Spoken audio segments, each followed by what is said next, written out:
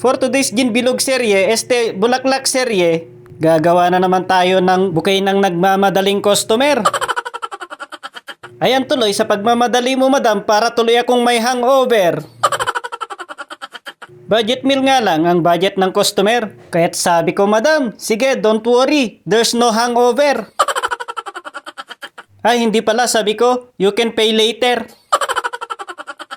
Malit nga lang daw na bouquet ang gusto ng customer. Round bouquet kaya sumagi na naman sa aking isip si Gin Bilog.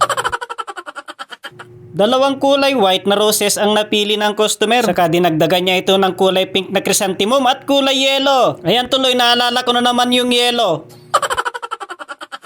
Paikot nga ang pagtutusok ko dito. Pahiwalay-hiwalay gaya ng jowa mo pag nagtatampo. Madali lang sundan at madaling gawin ang ganitong disenyo. Kaya't panoorin nyo mga maret pare hanggang dulo para masundan nyo. Dahil ang round bouquet na ito hindi ganong mabusisi. Di gaya nung mga ibang ginagawa ko, sobrang daming mga cover. Kulay green na papel ang gusto ng customer. Kaya't sabi ko, madam sige there's no hangover. Ay, di pala sabi ko this is paper. Sinukat ko nga muna kung gaano katangkad yung bouquet na gagawin. Saka ko tinupi dahil tinatamad akong guntingin. Saka ko naman ito binilot. Gaya ng sigarilyo ng tatay ko, puro binilot. Saka ko ito sinukat sa bandang gitna. At pagkatapos saka ko ito piniga. Dahil mahirap kasing isunod sa pagkabilog pag hindi napiga. Anak ng tokwa pare, parang bote ng Gin Bilog pag nabitin sa pag-inom pinipiga. Saka ko naman ibabalot dito sa mga bulaklak. O diba mahihiyain kasi yung mga bulaklak. At para mapabilis ang trabaho dahil natataranta na ako sa kamamadali ng customer, kinuha ko na tong stapler. Maswerte ka talaga madam at wala akong hangover. At nung na-stapleran ko na, pinatong ko tong stapler para mahatak ko ng pababa ang kanyang cover. Itong mga bulaklak na to talagang sobrang mahihain. Pero sabi ng customer, can you make faster because my child is crying? At nung napalitaw ko na nga ang mga mahihaing bulaklak, saka ko naman ito tinipan sa gitna para maayos ko na at hindi na ito ulit kumawala.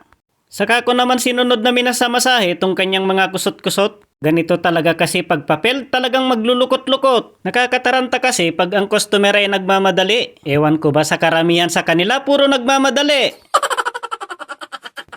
Kaya ganito tuloy ang kinalabasan ng kanyang bouquet.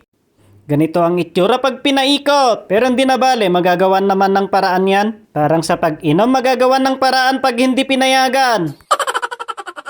Dahil lalagyan ko ito ng parang fishnet kung sa atin ay tawagin. Nung kinuha ko yung fishnet, naalala ko na naman yung pulutan.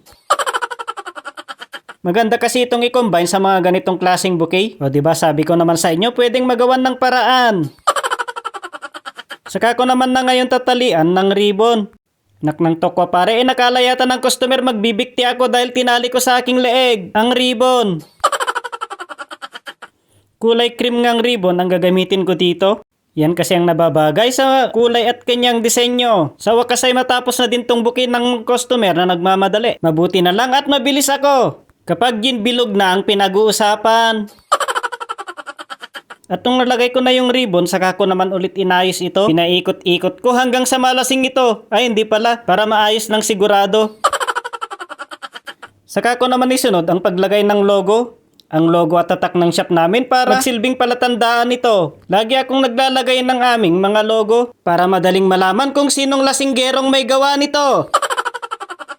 Kaya't mga maret pare, kayo nang humusga sa kinalabasan nito.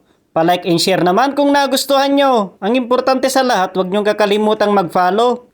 Mag-comment down below naman kayo kung nagustuhan nyo.